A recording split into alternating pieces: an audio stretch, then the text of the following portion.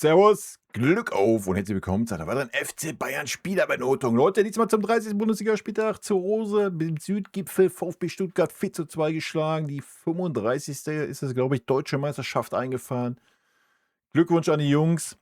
Überragende Leistung. Das mit einer sehr durchschnittlichen Leistung heute, aber überragende Mannschaftsleistung. Gut, damit gehen wir rein in die Benotung. Jonas Urbich, Note 2. Minjay Kim, Note 1. Alfonso Davies, Note 2,5. Ito, Note 2,5. Rafael Guerrero, Note 3. Josep Stanisic, Note 3. Joshua Kimmich, Note 3. Leon Goretzka, Note 3. Conny Leimer, Note 3. Jamal Musiala, Note 3. Harry Kane, Note 2,5. Luis Diaz, Note 1. Michael Olisse, Note 3. Und Nicolas Jackson, Note 3. Vincent Kompany, Note 1. Aus meiner Sicht alles richtig gemacht heute. Und in diesem Sinne, rot-weiße Grüße.